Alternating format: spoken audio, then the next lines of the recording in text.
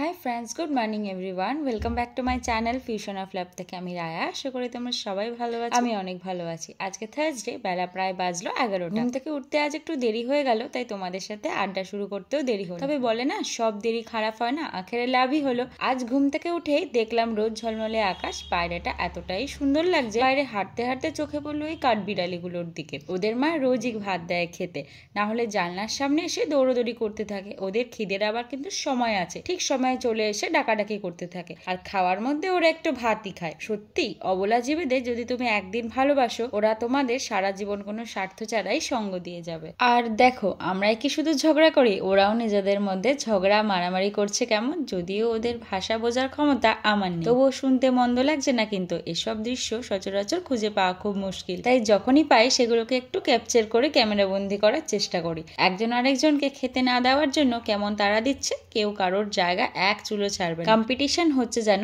কে আগে এই খাবারটা খেতে পারে। তবে রোজ খাবার দেওয়া হয়, খাবারটা তো সবাইকে দেওয়া হয়েছে, তাই সবাই খেতে আসছে। কিন্তু ও কাউকে খেতে দেবে না, ওর জায়গা ছাড়বে না, সবাই খাবারটা ও একা খাবে। এসব মজা দাঁড়িয়ে দাঁড়িয়ে দেখি অনেকটা সময় নষ্ট করার পর ঘরে এসে দেখি দিদুন অলরেডি বিছানা গোছাতে শুরু করে দিয়েছে। কারণ দিদুন জানে যে যদি বিছানাটা না গোছানো হয়, মা এসে যদি সেটা দেখে, তাহলে একটা মারও আমার পিঠের থেকে নিচে পড়বে না। তাই দিদুন সেটার আর রিস্ক না নিয়ে নিজেই করে নিল পুরোটা।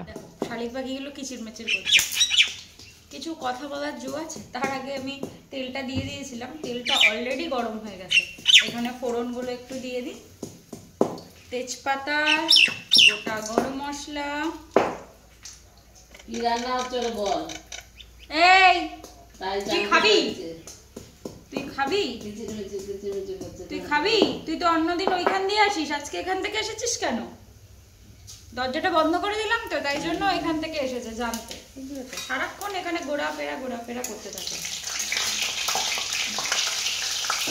তেল ফোড়ন দিয়েছি, তাকেও নাকি ফুটাস করে ফাটবে। কি অবস্থা! দুটো শুকনো লঙ্কা আর হচ্ছে এই কাঁচা লঙ্কা, এই আমার ফোড়নে রয়েছে। একটু ফোড়নটা ভালো হলে তার মধ্যে দিয়ে দেবো পেঁয়াজ।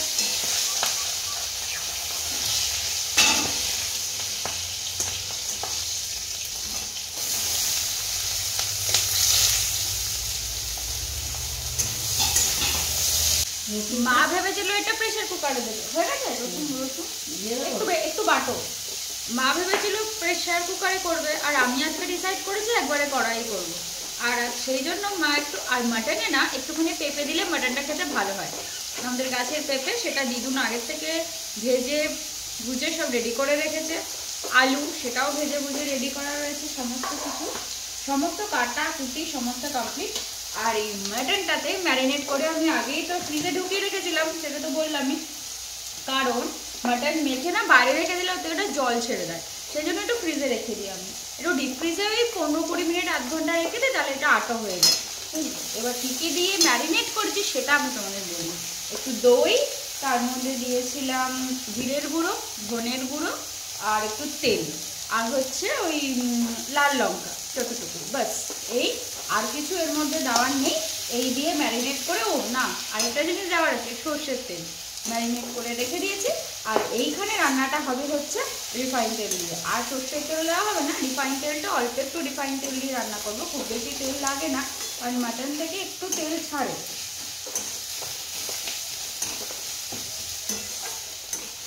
প্রত্যেক দিনই কিছু না কিছু স্পেশাল ডিশ হয়েই যাচ্ছে আমাদের বাড়ি।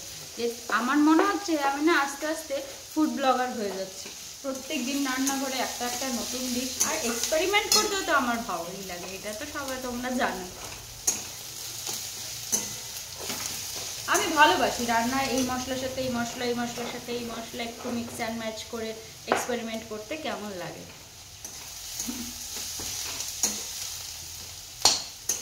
মাটন তো কড়াইয়ে হবে, তাই জন্য একটু টাইম নিয়েই করছি, কারণ কড়াই যদি মাটন হয় একটু টাইম লাগে। তাই জন্যই ভাবলাম যে একবার একটু তাড়াতাড়ি বসাই। তাড়াতাড়ি খুব বেশি না, দেরি হয়েছে, কিন্তু যাই হোক, ওই মনের ভাষায় তাড়াতাড়ি। এবার একে একে লঙ্কা আর আদা বাটাটা দিয়ে দেব। আমি কোনো রান্নাতেই না একবারে মশলা দিয়ে কষাই না, একটা একটা করে মশলা দিই আর একটু কষিয়ে নিয়ে আবার আরেকটা মশলা দিই, তাতে স্বাদটা একটু ভালো হয়। কিন্তু তাড়াহুড়ো থাকলে সেটাও হয়ে যায় কখনো কখনো। ব্যাস, আর কিন্তু কোনো মশলা দেওয়ার নেই, মশলার কাজ শেষ। দেখো গেটের বাইরে আটকা পড়ে গেছে, একজন ঢুকে গেছে, আরেকজন আর ঢুকে উঠতে পারছে না।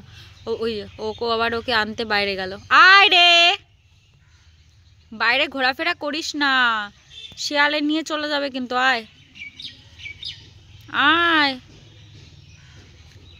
গেট খুলবো না, ভেতর দিয়ে ঢুকে আসতে হবে। আয়, বেরিয়েছিস কেন বাইরে?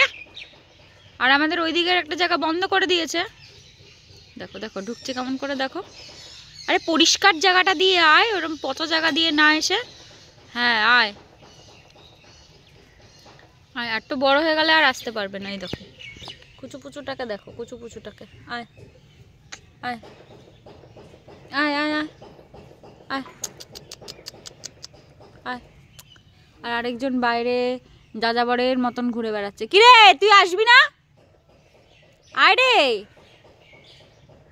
থাক তুই বাইরেই থাক, চলে গেলাম, তুই বাইরে থাক। ওদের সাথে গল্প করে এবার আসলাম ভেতরে, কারণ রান্নাটা যে বসিয়ে রেখেছি, টমেটো দিয়ে একটু ভালো করে নাড়িয়ে চাড়িয়ে কষিয়ে নিলাম। বাঙালি তো রসিয়ে কষিয়ে রান্না না করলে মুখে ওঠে না। আমি রাখছি তো, এটা গরম হাঁড়ি করছিলাম, এই তো আবার দিলাম, তাহলে একটু কমিয়ে রাখি।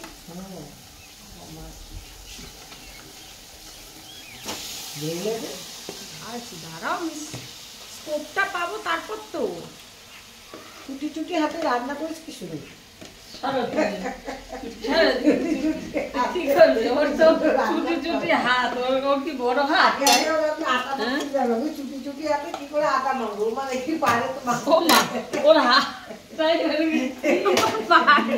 আমার মার কথাবার্তা শোনো খালি।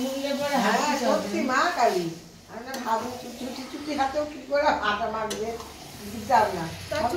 হাতে বিয়ে দিচ্ছ কেন? বিয়ে করে তো সংসারের কাজগুলো কোনো কাজ করতে দিতাম না, সে তো কোনো কাজ না। শ্বশুর বাড়ি মেয়ে হয়েছে, শ্বশুর বাড়ি যাবে, কাজ তো করবে। আমার বাড়ি কেন কাজ করবো? আমি পারি করি। এখন তো এই যে পারি না বলে একটু বলি রান্নাটা কর, একটু কর, ভালো ভালো রাঁধে, রাঁধেও সুন্দর রান্নাগুলো শেখা হলো।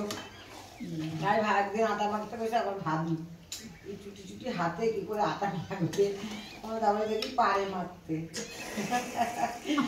মার কথাবার্তা শুনলে নরমাল ভাই হাসবে, হাসবে না, ভাববে কি বলে।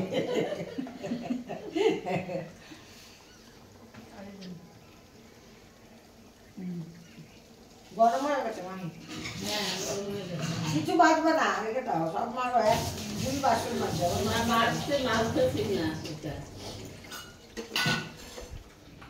মাকে দেখো এখানে উঠে বসে রান্না পরিদর্শন করছে। এরকম এখানে ছোট বাচ্চারা বসে থাকে, আমার মা উঠে বসে আছে পা গুটিয়ে বাবু আসন করে। এইমাত্র পুজো টুজো করে এসে রান্না করিস, রান্নাটা ভালো হয় তাই দেখছি বসে বসে। তো তুমি ছোট বানিয়েছো কেন? বড় বানাতা। ছোট ছোট হাতে রান্নাটা ভালো হয় তাই বসে বসে দেখছি। তা তুমি বড় বানাওনি কেন? আমাকে ছোট বানিয়েছো কেন? বড় বানানোর চেষ্টা করা হয় না, মা বসার মতো বসে। হ্যাঁ সিংহাসন। তুমি আমাকে বড় বানাওনি কেন? তোমাকে আমি বড় বানাতে না করেছিলাম? তুমি বড় বানাতে পারোনি, এটা তোমার ফল্ট। বড় বানালে আমার আবার বড় বড় ছেলে খুঁজতে হতো, তাই জন্য আমি বড় বানাইনি, আমি ছোট ছোট ছেলে খুঁজে পাইছি তাই জন্য। তোমার জামাই কি ছোট নাকি? হ্যাঁ আমার ছোট, মনের মতো জামাই। মায়ের কাজটা পরে, রান্নার পরে সমস্ত পরিষ্কার করা। তাই মা আজকে আবার টেনে টুনে নিজের সিরামটা জোর করে লাগাতে বসলো। ওই যে বলেছিলাম মায়ের যত্ন আর আমার যত্ন ওই একদিনই আমার দ্বারা হবে। মা কোনো কিছুর হাল না ধরলে আমার কিছুই হয় না কখনো। তবে মা একটু রুডি কেঁপে জামাই হিসাবে নিশ্চিন্তই হয়েছে এসব দিক থেকে। ভাত হয়ে গেছে, আমার মা আবার কষার মাংস খাবে, টেস্ট। ওখানে থাকলে রুডিকে টেস্ট করায়, এখানে থাকলে এইমাত্র ফোনে বলছিলাম আজকে টেস্ট কে করবে। না না না তাড়াতাড়ি না, একটা কিছু নাও, এ নাও। হাত দেখে দেবো বেশি আর না। হ্যাঁ হাড়ি দেখে দিলাম তো বুঝতে পারলাম, তাহলে এটাই দিলাম। আর জল দিয়ে দিতে হবে না, ঝোল দে, নাহলে কি করবি? ঝোল আগে আলু দে, আগে আলু পেঁপে দে, তারপর ঝোল দিবি। দাঁড়াও, তুমি দাঁড়াও, তুমি বেশি পাকা মোটা একটু কম করো। আমি তো আছি পাকা মতো। এবার এটার মধ্যে জল দিয়ে দেবো। দেখো পেছনে এখানে পাখিগুলো এমন কেই কেই কেই করতে থাকবে সারাক্ষণ। এই কত রকম যেখানে রান্না করলে পাখির আওয়াজ পাওয়া যায় তার ঠিক নেই। মোটামুটি কষানো কমপ্লিট হয়ে গেছে, এবার এখানে জলটা দিয়ে দেবো। এই যে কষানোটা হয়েছে যে, সেটা তোমাদের একবার দেখায় যে কষানোর পর মাংসটা দেখতে কেমন লাগছে। মা সব ঠিক আছে?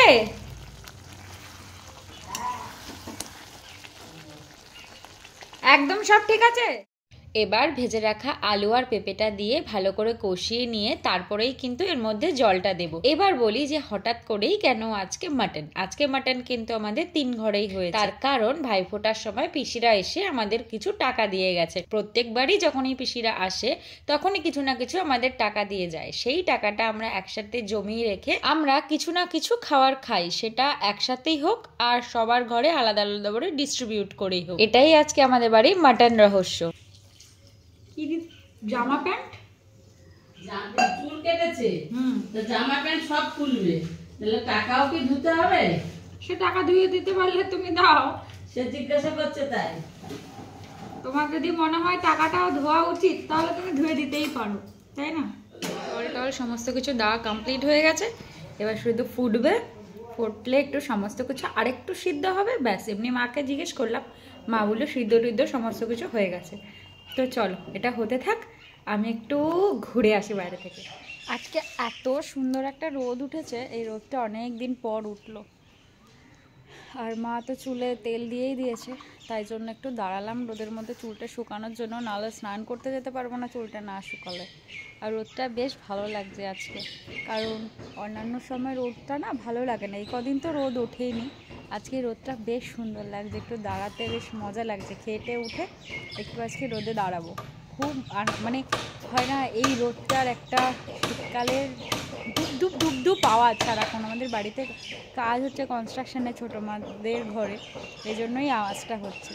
আর এই শীতকালের এই রোদটা, ও লাইক পাহাড় পাহাড় ফিল চলে আসে একদম। আর খেটে ওঠার পর তো যখন সে একটু হালকা ঠান্ডা ঠান্ডা লাগে, খাওয়ার পর তো পুরো ঠান্ডা লাগে শীতকালে, তখন এই রোদটা তো আরও মারাত্মক। ওদিকে দেখো ওরা ঝগড়া লাগিয়ে দিয়েছে। চল এবার স্নান করতে যাই, মাটনটার কি অবস্থা দেখে। কি গাছ এগুলো? হ্যাঁ এক্সট্রা কি সব গাছ নিয়ে এসছে? ও সব গাছে করি এসে গেছে। এই গাছগুলো নিচে বসাবা না? কোনগুলো? ওই যে ডালিয়া ফালিয়াগুলোর, ওই চন্দ্রমল্লিকাগুলোর। না, চন্দ্রমল্লিকার হ্যাঁ এইখানে অনেকগুলো গাছ দেখেছো নড়ে গেছে ওইখানে। ওই যে এখানে 3টে গাছ দেখবো পড়ে। এইগুলো কি গাছ লম্বা লম্বা? আমার একটু বর্ষা দিবে এগুলো।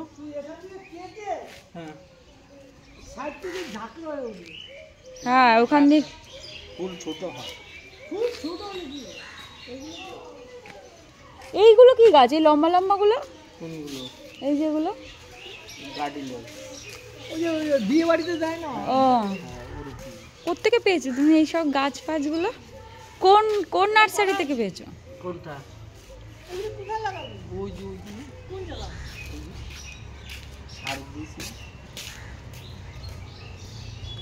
এখন গাছ প্ল্যান্টিং করবো। আরে তুই একই কথা বলে যাস, বলছি এগুলো তো উঠেই যাবে, এর ওগুলো উঠিয়ে আবার এটার মধ্যে টবের মধ্যে ট্রান্সফার করবে।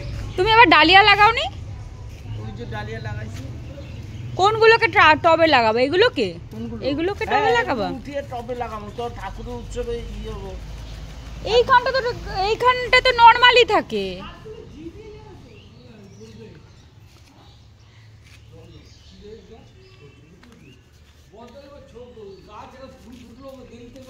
এবার লাগা ইয়ে ঠান্ডাই করে না।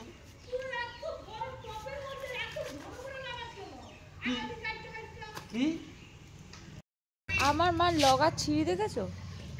এটা নাকি আমার মা লগা রড দিয়ে লগা বানিয়েছে। না আমি খাবো না।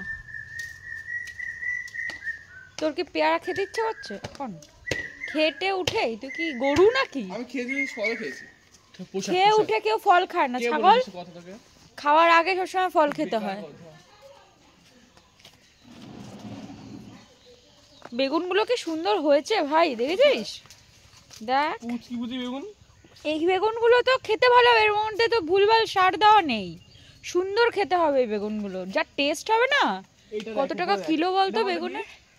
এই দেখ এবার কত বকফুল হয়েছে, এই গাছ ভর্তি হয়ে গেছে রে ভাই বকফুলে। আরে ওই পেয়ারাগুলো ছোট, আর ওটা ছোট পেয়ারা। ছোট পেয়ারা গরু। হ্যাঁ আরে দেখেছিস সব ফেলে দিলি, এইদিকে একটা ফেলেছিস, দেখ দেখা দেখা দেখা পেয়ারাগুলো দেখা, কই এই দেখো। এই পেয়ারাটা ভালো না, এই পেয়ারাটার মধ্যে একটু পচা পচা আছে। কই আসছে আবার পারলি? তুই খাবি এতগুলো পেরেছিস যে?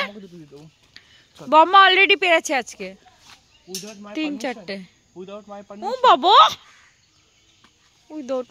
তুই দেখেছিস আমাদের বাড়িতে কমলা লেবুগুলো কি সুন্দর হয়েছে? মেয়েদের বুদ্ধি কম, ছেলেদের বুদ্ধি বেশি। তোর কোনটা বেশি বুদ্ধি? হ্যাঁ শয়তান ছেলে। বুদ্ধি মানে ওইটা না, ওইটা সব মেয়েরা সবকিছু করতে পারে। ও ছোটবেলা থেকে কোনোদিনও না ওইটা না বললে না, উইটা না। ছোটবেলা থেকে ও কোনোদিনও ওইটা বলতে পারে না, উইটা উইটা। এই আমাদের এই উল্টো দিকের বাড়িতে আমাদের একটা ফ্রেন্ড থাকতো, শুক্লা নাম। ও ছোট থেকে কোনোদিনও ওকে শুক্লা রাখেনি, কুক্কা দিদি। কুক্কা, ও শুক্লা বলতে পারতো না, কুক্কা দিদি। ওই কুক্কা দিদিটাই রয়ে গেল একদম পুরো। এখনো ও স্কুলেই ওই দিদিটা মেয়েটা থাকে, এখন একটা কাজ করে ওর স্কুলেই, ওখানে ও কুক্কা দিদি থাকে। কুক্কা দিদি আর গেল না, ওর কুক্কা দিদি সব সময় শয়তানি। দেখো ওর শয়তানি আর যায় না, আজকে ওর ছুটি আছে।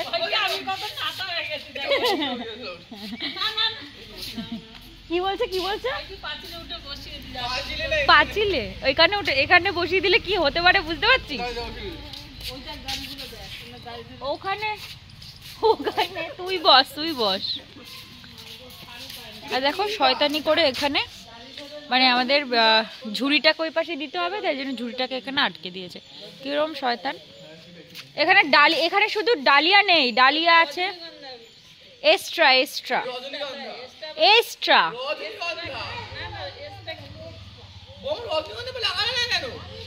রজনীগন্ধা কবে লাগিয়েছিল আমাদের বাড়িতে?